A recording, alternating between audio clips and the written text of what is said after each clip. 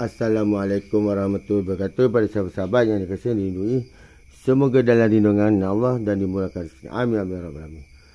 Malam ni aku cuba nak kongsikan jenis-jenis nama kelun-kelun yang ada di Malaysia ataupun di kebun ayah saya lah. Banyak kelun ni macam-macam jenis kawan. Kadang-kadang sahabat banyak tanya dengan saya pun pening juga nak jawab, sorry to say lah. Memang bermacam-macam jenis kelun yang ada di kebun koko ayah saya. Sebab apa dia buat itu? Supaya ada setengah pokok koko tu dia rintang daripada penyakit PBK, penyakit apa semua. Dia ada keistimewaan masing-masing pokok koko kelun ni. Dia tak sama. Dia nampak macam sama, tapi kalau dia tengok betul-betul pasti ada perbezaan. Saya kat mana aku buat rujukan, dah tentulah kat buku Panduan Teknologi Pengurusan Tanaman Koko. Inilah buku ni dah tempat aku buat rujukan. Nak tengok kelun apa, macam mana nak mengatasi penyakit apa semua. Salah satunya tempat rujukan aku ialah kelun. Kelun-kelun, nama kelun yang ada di kebun koko Haji Alim. Betul. Kelun koko Lembaga Koko Malaysia. Tengok NCB je kawan. NCB saja ada sampai 5. Macam mana nak ingat? Memang jam kawan. Kita ni jenis bukan belajar pandai nak mengingatnya kan. Dia buat dia pun tengok berbeza tengok, berbeza. Banyak berbeza. Semua berbeza.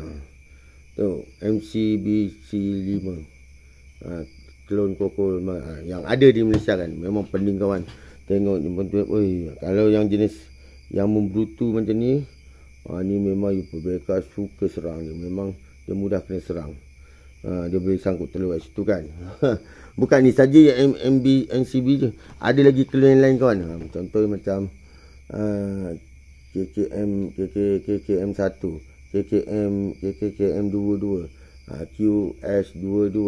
Yang ni QS 103. Yang ni PBG 123, PBC 140.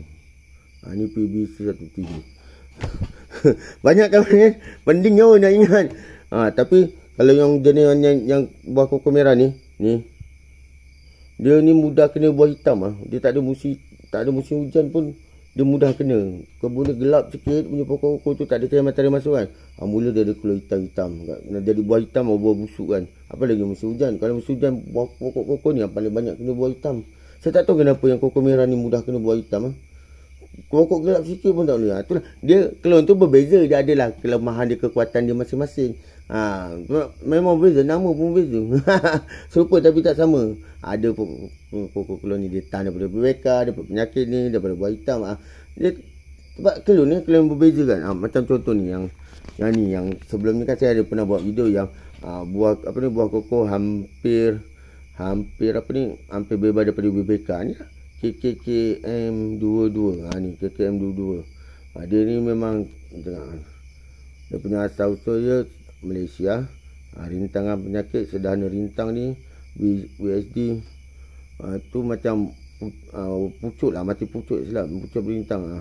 Tengok serangga UPBK rintang, BP rintang, serangga UPBK pun rintang. Ciri-ciri licin tiada, sederhana terus. Ini memang koko KKM 22 ni. Aku memang suka betul dengan dia. Dia manis, sebab tu dia besar. Dia memang dia tak ada tangkai batang dia. Dia buahnya terus rapat ke ke ranting dahan kan.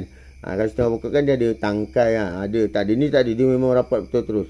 Dan dia memang licin. Dia memang susah nak kena serang UPBK. Tu aku suka buah ni. Tengoklah tu dia rintang dengan patut lebih kurang tak boleh ni lah, rintang bebas lah kan. Ni rintang sebab dia licin, permukaannya licin apa semua dia ada lah. Ada sebelum ni saya ada buat tu yang sama yang macam yang pokok koko tu, hasil pokok koko tua tu kan, yang 10 tahun tu. Ni lah pokoknya. Itu dah tinggi kawan, nak kena buat pemulihan.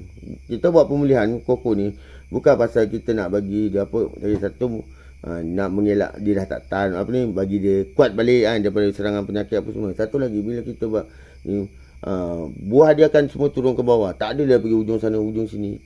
Payah kita nak buat kerja berterabur kan. Kalau pokok tu rendah setempat, buah tu kat situ je pergi kan, dia setempat je, dia tak ada nak pergi sampai sana. Tu yang menjengol. Kalau kat atas tu memang alamat rezeki pusang je lah, nak macam mana kan. Okay, memang tiap koloni ada perbezaan. Ada yang macam ni dia mudah kena serang pembekar. Biji dia apa semua adalah, rasa dia apa semua ada. Okay sahabat, sampai situ ajalah perkongsian saya. Jika ada tersalah kata, tersalah info, saya mohon maaf. Saya manusia biasa yang tak lari daripada melakukan kesilapan. Assalamualaikum warahmatullahi wabarakatuh.